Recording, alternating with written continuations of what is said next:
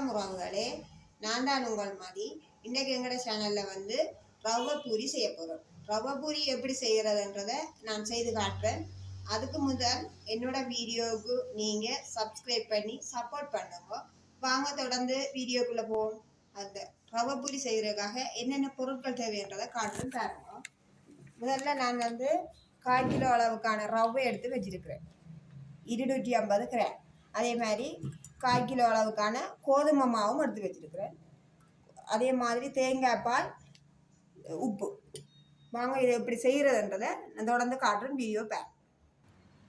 இப்போ நாங்கள் என்ன செய்யணும்னு சொன்னால், முதல்ல ரவை பூரி செய்கிறதுக்காக ரவையை வறுத்து எடுக்கணும். வாங்க வறுப்போம். இப்போ நாங்கள் அடுப்பை பற்ற வைப்போம். ஓகே, அடுப்பு மூட்டியாச்சு. தாச்சியை வைப்போம் அடுப்பில்.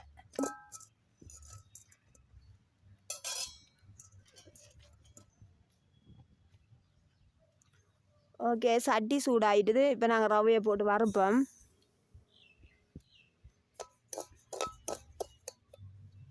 என்னென்னா அந்த வீட்டில் வெளியால் வச்சு தான் இந்த ரவையை வறுத்து கொண்டிருக்கிறோம். என்னென்னு சொன்னால் வீட்டில் உள்ளுக்கு வச்சு செய்யலாம். அது என்னென்னு சொன்னால் இருட்டாக இருக்கும் தானே வீடியோ எடுக்க, அதால் நாங்கள் வெளியில் வச்சு தான் வறுத்து கொண்டிருக்கிறோம். இப்போ பாருங்க, ரவை வறுவட்டு கொண்டு வருது. ரவை கொஞ்சம் பொன்னிறத்தில் வறுவடட்டும். குறைஞ்சது ஒரு 3 நிமிஷமாவது இந்த ரவையை வறுக்கணும் நாங்கள். இப்போ பார்த்தீங்கன்னு சொன்னால் ரவை வறுவட்டு கொண்டு வந்துட்டுது. இங்கே பாருங்க, இந்த நிறத்தில் வந்துட்டுது. இப்போ நாங்கள் இறக்குவோம் ரவையை. இறக்குவோமா? இப்போ என்னென்னா ரவை வந்து ஆறணும். நல்லா ஆறின பிறகு தான் நாங்கள் மாவுக்குள்ளே சேர்த்து குழைக்கலாம். அதுவரையும் ஆற வைப்போம். ஒரு 5 நிமிஷம் ஆறட்டும். இப்போ ஆறிட்டுது. பார்த்தீங்கன்னா இங்கே பாருங்க, கை வைக்கிற அளவுக்கு ஆறிட்டு. ரவை நல்லா ஆறணும். ரவையில் சூடு இருந்துச்சுன்னு சொன்னால் குழச்சி போடும் பூரி. ரவை நல்லா ஆறிட்டுது. இப்போ ஒரு பாத்திரத்தில் ரவையை போடுவோம். அதோடு சேர்த்து கோதுமை மாவையும் போடுவோம். கோதுமை மா 1/4 கிலோவுக்கு 1/4 கிலோ தான் எடுக்கணும் இல்லை, நீங்கள் கூட எடுக்கிறேன்டாலும் எடுக்கலாம். 100 கிராம் 200 கிராம் கூட எடுக்கலாம். அதோடு சேர்ந்து தேவையான அளவு உப்பு போடுவோம்.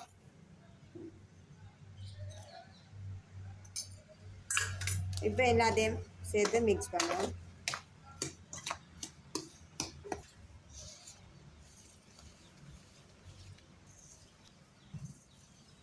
நல்லா உப்பையும் கலக்கி ரவையும் மாவையும் நல்லா கலக்குவோம்.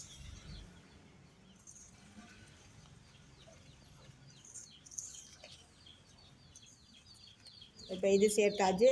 நாங்கள் இப்போ தேங்காய் பாலை எடுத்து வச்சு இந்த தேங்காய் பாலை கொஞ்சம் கொஞ்சமாக விட்டு இதை குழச்சி எடுப்போம்.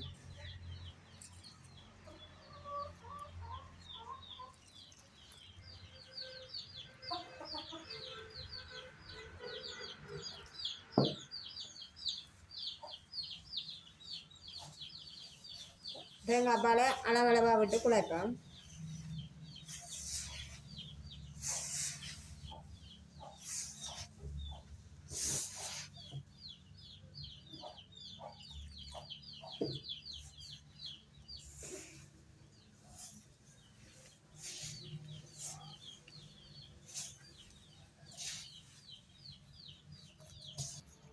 பார்த்தீங்கன்னா இப்படி நாங்கள் அளவாக பாலை விட்டு நாங்கள் தண்ணியில் தேங்காய் பாலை விட்டு இந்த பருவத்தில் குழைச்சோம். இப்போ நாங்கள் கொஞ்சம் எண்ணெயும் போட்டு நல்லா அடிச்செடுப்போம்.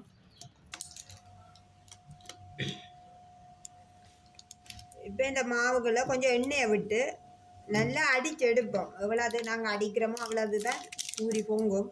அதை நாங்கள் எண்ணெயை விட்டுட்டா நல்லா பின்னாடி அடிச்செடுப்போம்.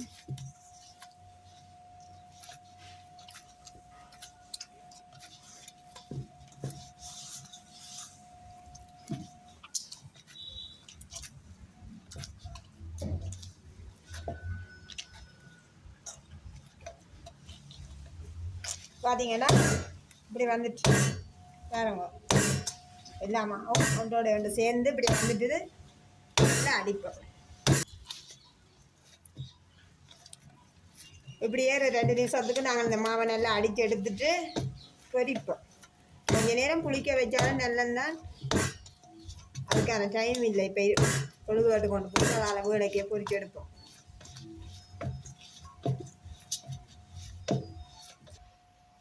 ஓகே, இந்த மா வந்து பார்த்தீங்கன்னா நல்ல பருவத்தில் வந்துட்டுது.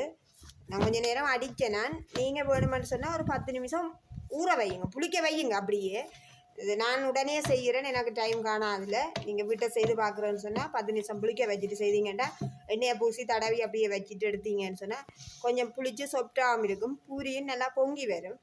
இப்போ நாங்கள் இதை உருண்டை ஆக்குவோம்.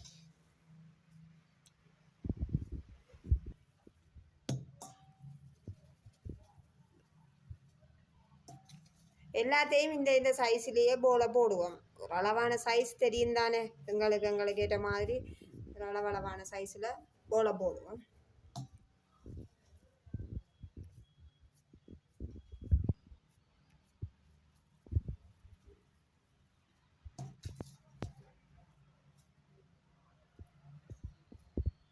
பார்த்தீங்கன்னா இந்த மா நல்லா சொப்டாக இருக்குது பாருங்க.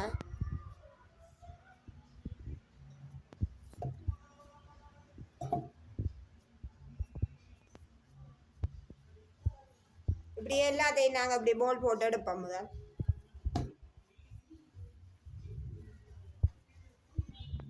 இப்போ போலெல்லாம் போட்டுட்டோம். வாங்க இப்போ நாங்கள் தப்பி போட்டு எண்ணெயில் போட்டு எடுப்போம். எண்ணெயை முதல்ல சூடாக்குவோம். நாங்கள் சட்டியில் எண்ணெயை விட்டு சூடாக்குவோம்.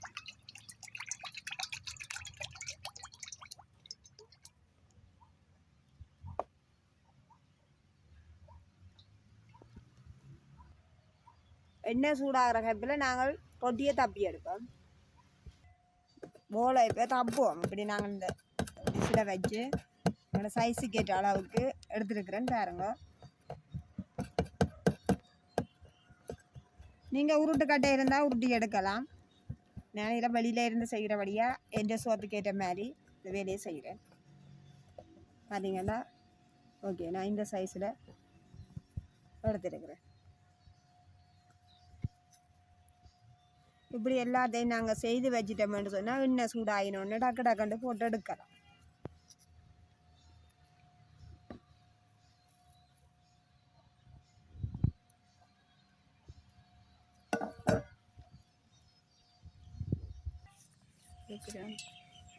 வாங்க இப்படியே நாங்கள் எல்லா போலையும் இப்படியே தட்டியாக செய்து எடுப்போம்.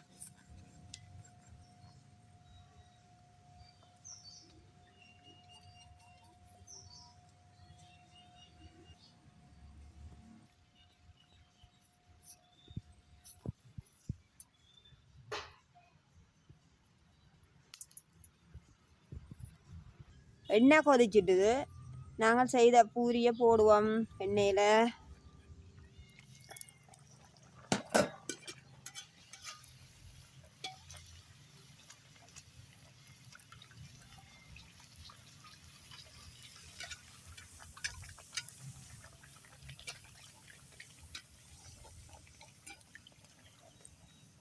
இப்போ பார்த்தீங்கன்னா பூரி பாருங்க பொங்கி வருகிறது.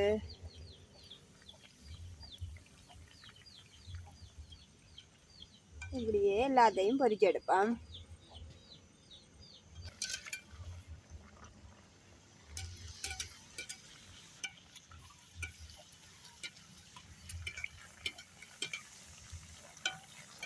பாருங்க பூரி பொங்கி வருது. நான் குளிக்கவே வைக்கல, உடனே குழச்சி உடனே செய்தேன். இதை நீங்கள் ஒரு 10 நிமிஷம் 15 நிமிஷம் குளிக்க வச்சிங்கன்னு சொன்னால் இன்னும் பொங்கி வரும். நீங்கள் செய்கிறதா இருந்தால் அப்படியே செய்யுங்க, குளிக்க வச்சுட்டு செய்யுங்க.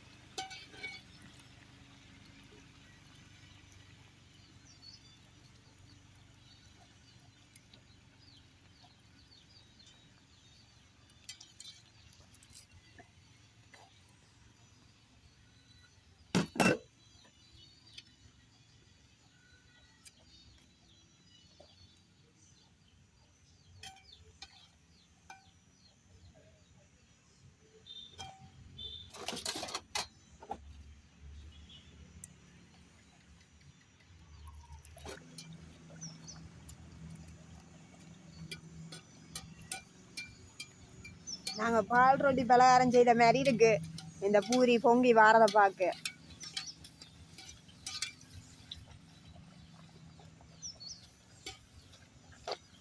விசேஷ வீடு வழியே பால் ரொட்டி செய்யும்போது இப்படி தான் பெரியாக எண்ணெயை கிண்டி ஊற்றுவினோம் பால் ரொட்டி பொங்கி வரட்டுமான்னு சொல்லி. அந்த மாதிரி தான் நான் இப்போ பூரி செய்கிறேன்.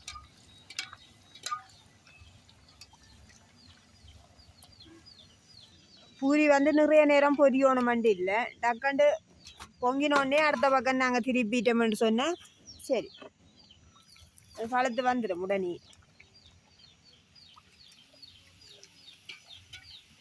மெல்லிசா போடுங்க, போடும்போது எவ்வளோத்துக்கு நாங்கள் மெல்லிசா போடுறோமோ அவ்வளோது தான் பொங்கும்.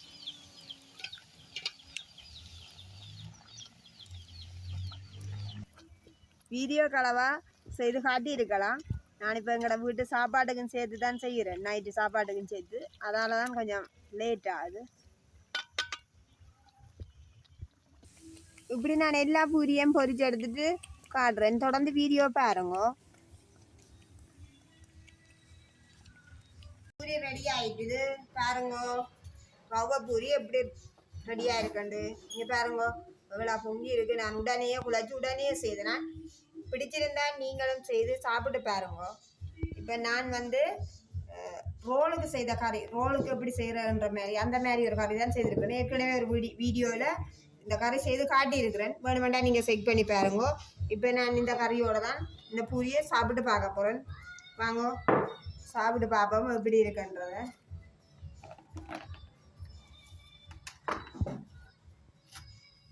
இங்கே பாருங்க எப்படி பொங்கி வந்திருக்கு இந்த பூரியன்னு சொல்லி. உண்மையிலேயே நல்லா சாஃப்டாகவும் இருக்கும், அதே நேரம் டேஸ்டாகவும் தான் இருக்கும்னு நினைக்கிறேன். நீங்களும் பிடிச்சிருந்தா செய்து சாப்பிட்டு பாருங்க. சின்னாக்களெல்லாம் விரும்பி சாப்பிடுவீங்க. இப்படி செய்து கொடுங்க. பிடிச்சிருந்தா லைக் பண்ணி ஷேர் பண்ணி சப்போர்ட் பண்ணுங்க. ஓகே, நன்றி, பாய் பாய்.